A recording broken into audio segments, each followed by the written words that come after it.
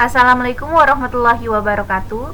Perkenalkan, nama saya Dini Umniah, guru kelas di SDN 1 Sumberlor, Kecamatan Babakan, akan memaparkan laporan rencana aksi perubahan P3K di Dinas Pendidikan Kabupaten Cirebon.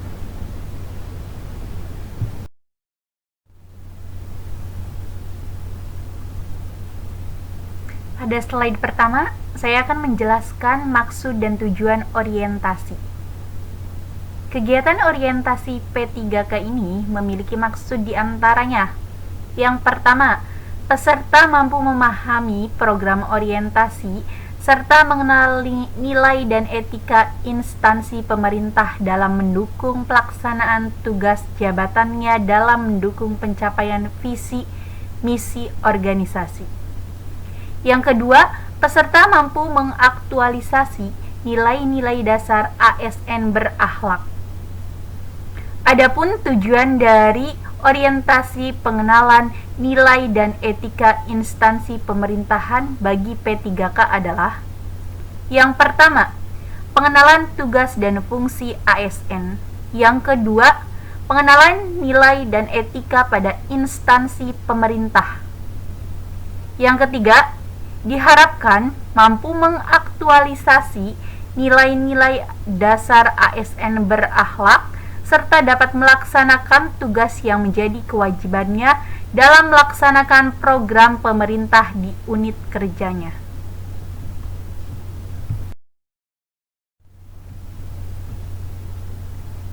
Selanjutnya, waktu dan tempat. Orientasi Pegawai Pemerintahan dengan Perjanjian Kerja PPPK Kabupaten Cirebon tahun 2024 dilaksanakan dari tanggal 23 Oktober, upacara pembukaan secara online serta mengikuti agenda bela negara yang dilaksanakan mulai tanggal 4 sampai dengan 21 November sesuai jadwal angkatannya masing-masing, yang bertempat di Balai Diklat Kehutanan KLHK Kadipaten Kabupaten Majalengka.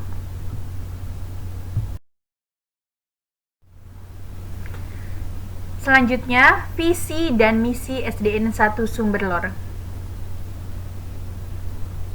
Visi dari SDN 1 Sumberlor yaitu mewujudkan peserta didik yang beriman, bertakwa, berprestasi, mandiri, dan berakar budaya bangsa. Sedangkan misi SDN 1 Sumberlor yaitu yang pertama, menumbuhkan ajaran agama dalam kehidupan sehari-hari sebagai landasan dalam berperilaku. Yang kedua, melaksanakan pembelajaran yang efektif dan mewujudkan peserta didik yang gemar belajar. Yang ketiga, menumbuhkan semangat optimisme peserta didik untuk melanjutkan ke jenjang yang lebih tinggi. Yang keempat, membantu peserta didik untuk mengenali dan mengembangkan potensi yang dimilikinya. Serta yang terakhir, yang kelima, memberikan pelayanan terbaik untuk bekerja sama dengan masyarakat atau unsur terkait dalam mewujudkan tujuan pendidikan nasional.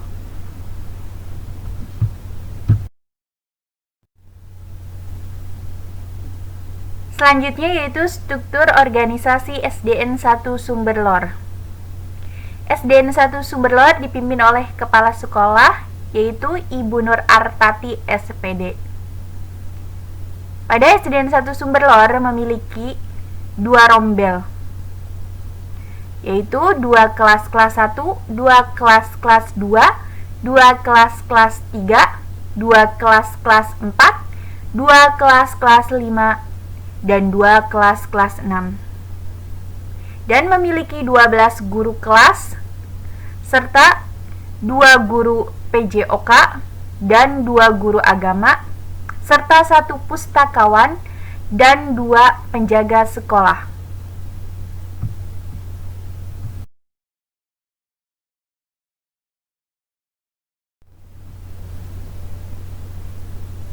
Selanjutnya yaitu tupoksi P3K. Yang pertama, guru bertugas mengelola pembelajaran.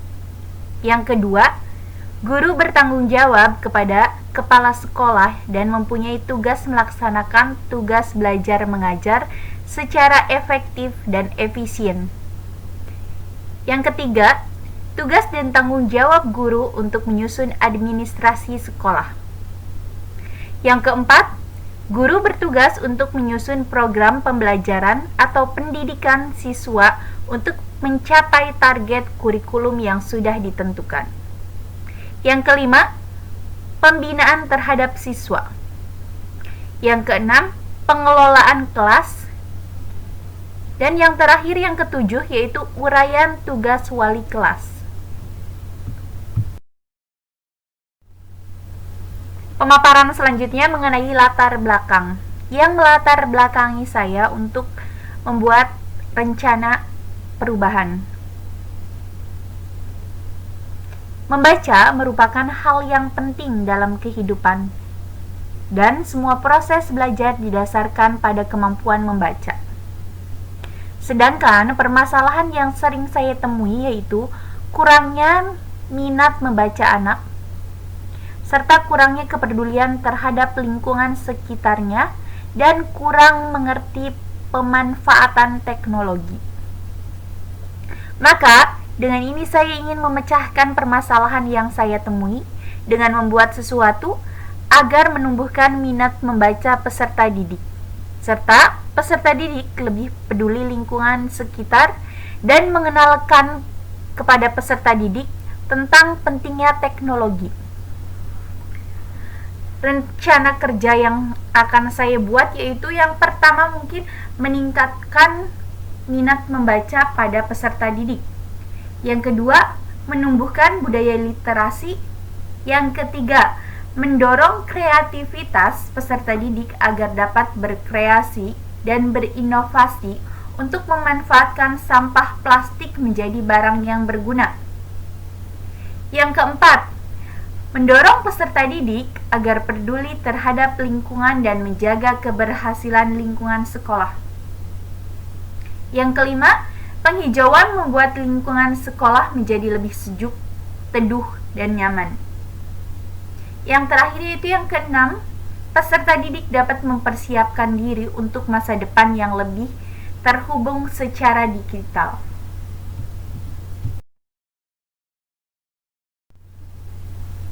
Selanjutnya yaitu rencana aksi perubahan. Ada 5 rencana yang telah saya buat. Yang pertama, membuat pojok baca, sasaran peserta didik. Tujuan, meningkatkan membiasakan minat baca dan menambah wawasan membaca peserta didik. Waktu perolehan, dari Maret 2024 sampai dengan Juni 2025. Yang kedua, nama kegiatannya yaitu mengenalkan dan memaksimalkan pojok baca. Sasaran peserta didik, tujuannya untuk meningkatkan literasi peserta didik. Waktu perolehan dari Juli 2025 sampai dengan Juni 2026. Yang ketiga, nama kegiatan pengelolaan sampah plastik. Sasaran peserta didik, tujuannya mengurangi sampah plastik. Waktu perolehan dari Juli 2026 sampai dengan Juni 2027. Yang keempat, mengubah lingkungan yang gersang menjadi hijau. Sasaran peserta didik, tujuan taman sekolah menjadi sarana proses pembelajaran. Waktu perolehan Juli 2027 sampai dengan Juni 2028. Yang kelima yaitu mengenalkan teknologi komputer pada peserta didik. Sasaran peserta didik, tujuan sebagai sarana meningkatkan mutu pendidikan. Waktu perolehan Juli 2028 sampai dengan Februari 2029. Rencana yang sedang berjalan yaitu mengenalkan dan memaksimalkan pojok baca. Berikut saya lampirkan dokumentasinya.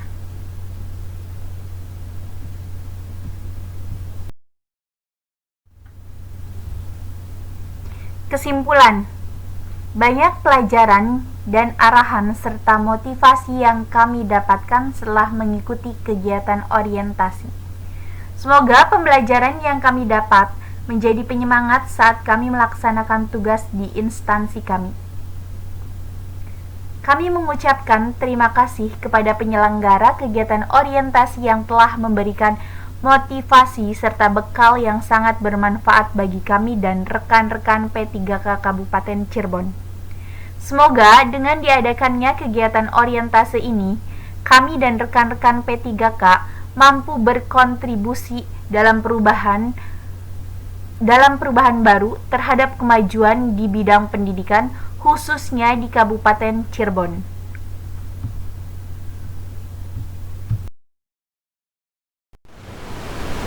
Sekian presentasi yang dapat saya paparkan. Kurang lebihnya saya mohon maaf. Wabillahi taufiq wal hidayah. Wassalamualaikum warahmatullahi wabarakatuh.